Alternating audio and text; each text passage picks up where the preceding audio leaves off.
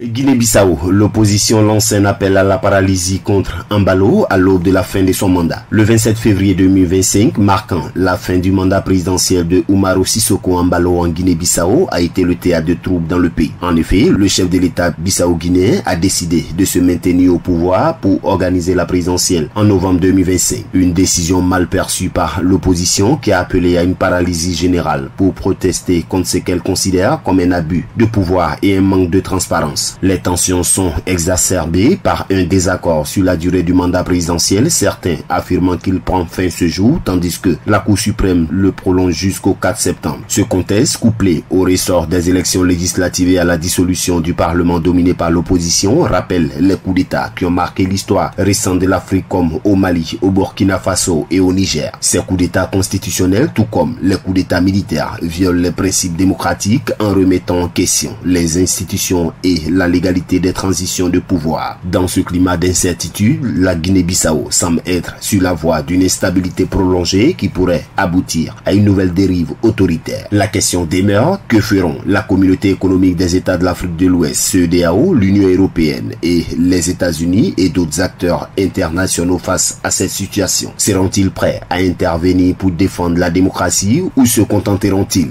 d'une nouvelle forme de complicité face à un régime qui semble jouer avec les principes constitutionnels pendant qu'il refuse de travailler avec les responsables de l'Alliance des États du Sahel, AES, sous prétexte d'être des pushits?